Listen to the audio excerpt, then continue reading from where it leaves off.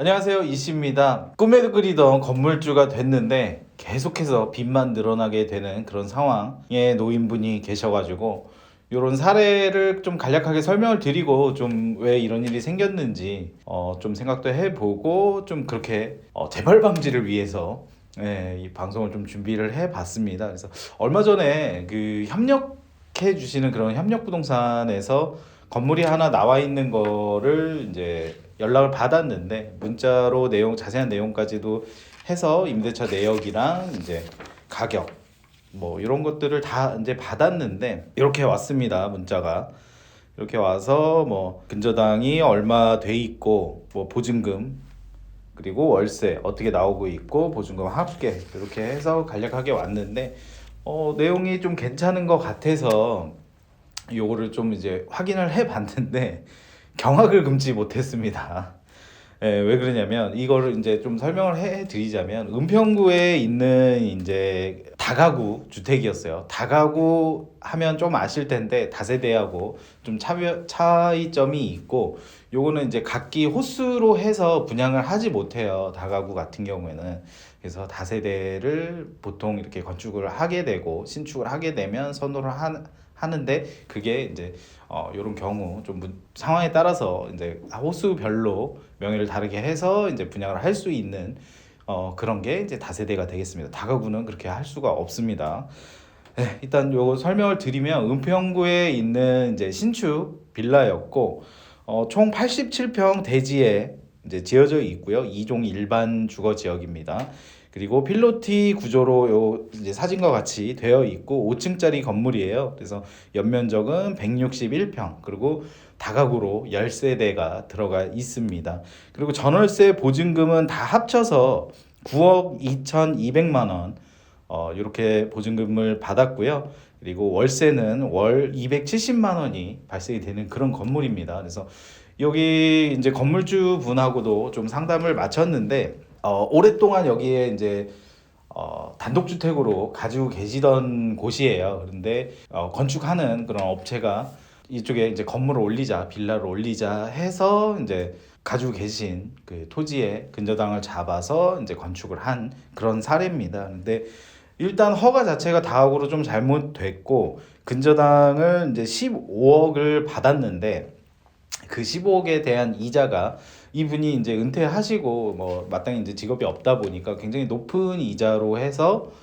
15억을 빌린 거예요. 그래서 건축을 해서 바로 이제 팔면 이제 차익이 발생하겠거니 이제 생각을 하신 건데 요거 이제 뭐 다가구 다세대부터 이제 첫 단추를 좀 잘못 꼈고 그쪽 시세에 대해서 그냥 이제 건축하시는 그런 시행 업체가 이제 하는 얘기만 너무 믿고 들은 거죠. 그래서 이런 계산을 좀 잘못 하다 보니까 지금 이제 나온 거는 20억이 좀 안 되게 해서 지금 매물로 나왔는데 그렇게 하더라도 지금 이자가 한 500만 원 정도 근저당에 대한 이자가 발생을 하고 있고 아까 말씀드린 대로 월세는 270만 원 밖에 들어오지 않는 상황이다 보니까 이자 감당을 본인이 250만 원 이상씩은 계속해서 매달 해야 되는 상황이 됐습니다. 그래서 아까도 말씀드렸죠. 직업도 이제 은퇴를 하시고 은퇴도 하시고 하셨다 보니까 계속해서 그 이자 감당을 빚을 내서 해야 되는 그런 상황이 왔고 좀 급하게 좀 달라고 이제 하는 그런 상황까지 오게 된 거죠. 그래서 지어진 지는 이제 만 4년 됐거든요. 만 4년 됐는데 4년 동안 너무 지옥 같은 시간을 보내고 계신다 하고 좀 절망에 빠져 계셔가지고 요거를 어떻게든 좀 해보려고 지금 노력을 하고 있고 다가구에서 이제 다세대로 좀 바꾸기는 좀 어려운 그런 난관에 좀 봉착해 있습니다. 그래서 이런 경우들이 굉장히 많거든요. 그래서 지금 가지고 이제 단독주택으로 해서 토지를 서울에 보유하고 계신 분들에게 시행이나 건축업자들이 이제 접근을 해가지고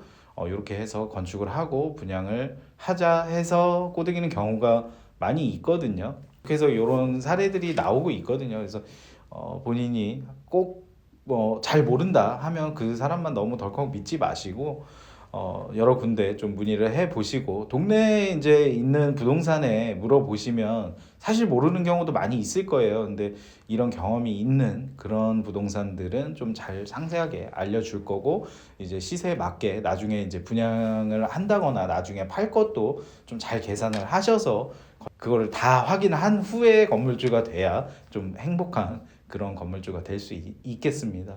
이렇게 하면 뭐 말만 건물주지 이렇게 하면 그냥 계속해서 이제 빚에 쪼들리는 거거든요.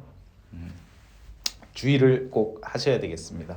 네, 오늘 준비한 거는 좀 경각심을 드리고자 이런 방송 준비했고 내일이 이제 구정 당일이네요. 네, 오늘은 좀 약속이 있어서 제가 나와서 이런저런 얘기하고 있는데 모두 이제 새해 복 많이 받으시고 올해 소망하시는 일들 꼭 다 실현되기를 바라겠습니다. 여러분들 뭐 새해 복 많이 받으십시오. 네, 오늘 준비한 건 여기까지 하겠습니다. 네, 감사합니다.